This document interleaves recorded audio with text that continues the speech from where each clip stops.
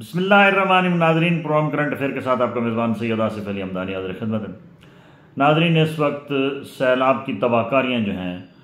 وہ KPK کے بعد پنجاب کے اندر جو ہے وہ جاری و ساری ہیں، اور پچھلے جو 72 گھنٹے ہیں اس میں قصور، کرتارپورہ اور جو 9 دیہات ہیں بڑے بڑے جہاں پہ زرعی رقبہ ہے، جہاں پہ مال مویشی ہیں، وہاں پہ ناقابل تلافی نقصان پہنچا ہے۔ سیلاب کے جو 5 دریا پنجاب سے گزرتے ہیں ان کے اندر اس وقت جو ہے وہ سیلابی ریلا جو ہے وہ پورے بلندی پہ ہے، جس سے گرد و نواح کی آبادی کو بھی کافی نقصان پہنچا ہے۔ مال مویشی، لوگوں کے گھر اور لوگوں کی زمینیں، فصلیں جو ہیں وہ ان کو ناقابل تلافی نقصان پہنچا ہے۔ دوسری جانب حکومت جو ہے وہ پورے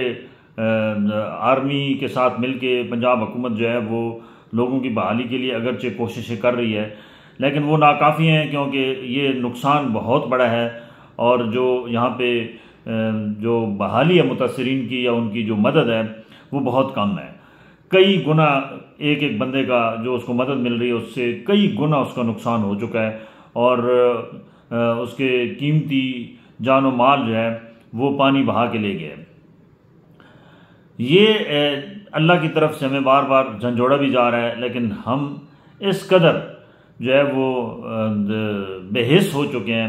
کہ ہمارے اوپر اثرات ہی نہیں پڑتے۔ یہ سیلاب کی تباہ کاریاں یہ 2010 میں بھی آئیں، 2005 میں زلزلہ آیا، ہم نے کچھ نہیں سیکھا۔ ہم نے کوئی، ہمارا جو نیشنل ڈیزاسٹر مینجمنٹ اتھارٹی ہے یا صوبائی سطح پہ جو ڈیزاسٹر مینجمنٹ اتھارٹی ہے، وہ عام جیسے باقی سرکاری اداروں کے اندر جو ہے وہ اقرب و پروری، کرپشن اور دیگر معاملات ہیں، یہ بھی اسی کی نظر ہو چکے ہیں، اور یہاں پسند ناپسند کے اوپر جو ہے وہ یہ معاملات چلائے جا رہے ہیں، جس کی وجہ سے یہ ادارے جو ہیں وہ مفلوج ہیں، وہ والا کام نہیں کر رہے ہیں جو ترقی یافتہ ممالک کے اندر ہوتا ہے۔ نہ ہی ہم نے کوئی ڈیم بنایا، نہ ہی ہم نے کوئی ایسا پولیٹیکل، جتنا بھی ہمارا جمہوری سسٹم چلا ہے، ایوب خان کے دور کے بعد کبھی ڈیمپوں کی طرف کسی نے توجہ بھی نہیں دی۔ عمران خان نے 10 ڈیمپوں کا اعلان کیا، ثاقب جو تھے اپنا کیا نام ہے چیف جسٹس صاحب ثاقب نثار صاحب، انہوں نے فنڈ بھی اکٹھا کیا، لیکن سب کچھ ہوا میں جو ہے وہ چلا گیا۔ عملی طور پہ نہ وہ ڈیمپ بن سکے، نہ کوئی وہ فنڈ یوٹیلائز ہو چکا، نہ ہو سکا۔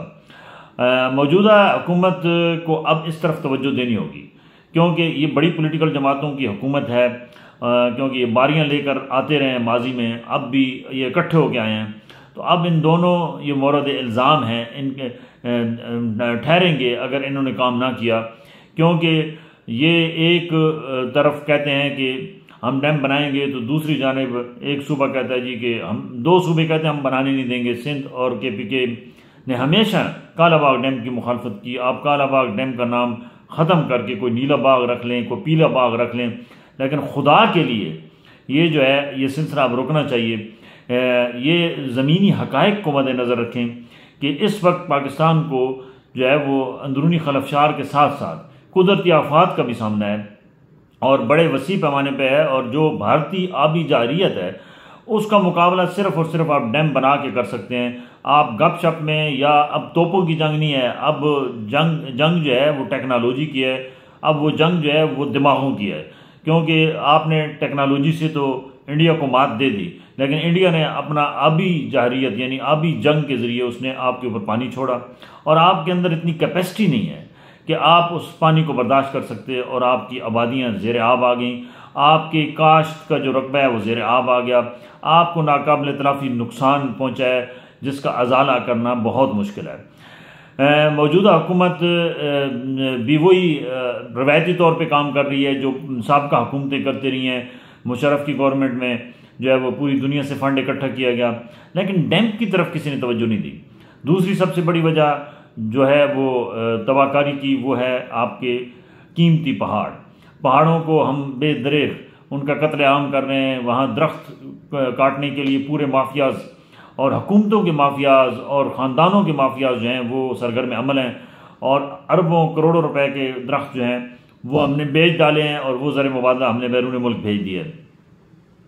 اندرون ملک ہم نے اس کے اوپر اپنی عیاشی کا سامان بنا لیا ہے، اور ہمیں اس بات کا کوئی خوف نہیں ہے کہ ہم اس قوم کو کیا جواب دیں گے۔ ہمیں جب اللہ کا خوف نہیں ہے تو اس قوم کا خوف کیسے ہوگا؟ اور قوم بھی اتنی بے خوف ہو چکی ہے کہ وہ بھی ان کے تمام کارستانیوں میں جو بھی غلط کام ہو رہا ہوتا ہے یہ بھی اعلی کار بن جاتے ہیں، اور یہ بھی ایک جس کا جتنے حصے میں آتا ہے وہ اپنے اپنے حصے کا جو ہے وہ وصول کرتا ہے، اس سے کوئی سروکار نہیں ہے کہ یہ قومی نقصان ہو رہا ہے اور اس کے ازالے کے لیے ہم متحد ہو جائیں۔ اور جو بھی کوئی پولیٹیکل ہے یا کوئی نان پولیٹیکل بندہ ہے، اگر وہ درخت کاٹتا ہے یا وہ پہاڑ کھودتا ہے، اس میں سے جو ہے وہ ندی نالیاں نکالتا ہے، تو ہم اس کو روکیں، بلکہ ہم اس کا حصہ ہوتے ہیں۔ مقامی آبادیاں بھی اس میں زور و شور سے شرکت کرتی ہیں، اور پہاڑوں کو نہ صرف ہم ننگا کر رہے ہیں بلکہ پہاڑوں کو ہم کھود رہے ہیں، جس کی وجہ سے کوئی بھی قدرتی آفت آتی ہے تو نہ آگے ہمارے پاس باندھنے کے لیے ہے، نہ پانی روکنے کے لیے ہے، وہ سب کچھ بہا کے لے جاتا ہے۔ اسی طریقے سے اب ہمیں خواب غفلت سے بیدار ہونا پڑے گا۔ اب ماضی والے قصے تمام ختم ہو چکے ہیں، اب ایک دوسرے کو الزام تراشی کا ٹائم نہیں ہے۔ یہ صرف پاک فوج کا کام نہیں ہے کہ وہ جب بھی کوئی مصیبت آئے تو پاک فوج کو بلا لیں، تو اداروں کو بند کر دیں۔ ان کے اندر تنخواہیں جو ہیں وہ کتنی جا رہی ہیں، اربوں روپے کے وسائل جو ہیں وہ یہ ادارے کھا پی رہے ہیں، اور کام اور رزلٹ زیرو۔ جب سب کچھ آرمی نے کرنا ہے تو پھر ان اداروں کو بند کر کے یہی بجٹ آرمی پہ لگائیں تاکہ مزید بہتر کام ہو سکے۔ اور میں سمجھتا ہوں کہ سویلین اداروں کے اندر جو اس وقت کرپشن ہے، لوٹ مار ہے، اور جس طریقے سے دونوں ہاتھوں سے اداروں کو تباہ کیا جا رہا ہے، کھایا پیا جا رہا ہے، اس کے اوپر تمام کے اوپر فوجی بٹھائیں تاکہ یہ جو بیوروکریسی ہے اور یہ جو سویلین نیچے مافیا بیٹھا ہے، اس کا ایک وہ مکڑی والا جو جال ہے اس کو تاکہ آپ توڑ کے پھینک دیں۔ آپ دیگر شعبوں کے اندر پولیس دیکھ لیں، دیگر ڈپارٹمنٹ دیکھ لیں، ہر ایک کے اندر تباہی ہے، بربادی ہے۔ تو آرمی کے اندر ایک ڈسپلن بھی ہے، اور آرمی جو ہے وہ بہتر پرفارم کر رہی ہے بنسبت باقی اداروں کے، یہ بات یاد رکھیں۔ اور سویلین اداروں نے تو اپنا بیڑا خود غرق کیا ہے، اور یہ مورد الزام ٹھہراتے ہیں کہ فلاں پولیٹیکل بندے نے ہمارے ساتھ یہ کیا، فلاں نے یہ کیا، فلاں نے وہ کیا۔ یہ سب بکواس ہے۔ ان کے پاس اختیارات بھی ہیں اور یہ ادارے خود مختار بھی ہیں، اور ان کے پاس وسائل بھی ہیں۔ یہ تمام کے تمام جو ہے یہ ہڈ حرامی ہیں، یہ کوئی کام نہیں کرتے، فائلیں دبا لیتے ہیں، لوگوں کے معاملات لٹکا دیتے ہیں، اور ڈیلیور کچھ نہیں کرتے، صرف جو ہے وہ سالانہ بجٹ جو ہے اس کو مینج کرتے ہیں، کھاتے ہیں اور مزے اڑاتے ہیں۔ دوسری جانب ایک افسوسناک خبر آج راولپنڈی کی ہے کہ راولپنڈی کا علاقہ ہے دھمیال، وہاں ایک بچی کو دفنایا گیا، اور ان کے والدین کی چیخ و پکار ہے کہ 3 دن پہلے ہماری بیٹی کو جو ہے وہ یہاں پہ قبرستان کے اندر دفنایا گیا، اور آج اس کی لاش وہاں سے غائب ہے۔ ہمیں کوئی خوف خدا نہیں ہے۔ ایک طرف ہمارے اوپر عذاب الہی آئے ہوئے ہیں، سیلاب آئے ہوئے ہیں، تباہ ہو رہے ہیں، ہمارے سامنے پوری آبادیاں جا رہی ہیں، پورے لوگوں کے گھر جا رہے ہیں، ان کی قیمتی گاڑیاں جا رہی ہیں، ان کے قیمتی وسائل جا رہے ہیں، ان کے پلازے جا رہے ہیں، سب کچھ جا رہا ہے، لیکن پھر بھی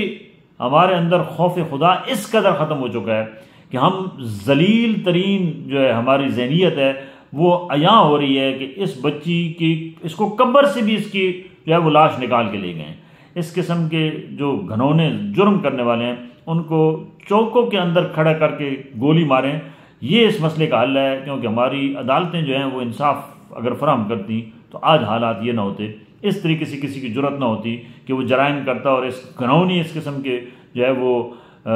فعل کرتا، اور جس کسی نے بھی کیا ہے اس کو چاہیے کہ سخت ترین سزا دی جائے۔ اور اس قسم کے معاملات کو، یہ خصوصی طور پہ خواتین کے ریپ اور اس قسم کے جو گھنونے جرم کرنے والے ہیں ان کو سر عام سزائیں دی جائیں۔ اسلام جو کہتا ہے کہ ان کو جو ہے سنسار کیا جائے، یہ لازمی، یہ ہمیں سخت سزائیں دینی ہوں گی، تب جا کے یہ عمل رکے گا، ورنہ یہ معاشرہ جو ہے وہ بہت جو ہے وہ بہرا روی کا شکار ہو رہا ہے، اور عدم جو ہے وہ اس کو کیا کہتے ہیں برداشت کا شکار ہو رہا ہے۔ تو لوگوں کو انصاف نہیں ملے گا تو ظاہری بات ہے لوگ اپنے آپ کو ماریں گے بھی، خودکشیاں بھی کریں گے، جلائیں گے بھی۔ تو اس کو روکنے کے لیے عملی اقدامات کی ضرورت ہے اور فوری انصاف کی ضرورت ہے۔ بہت شکریہ۔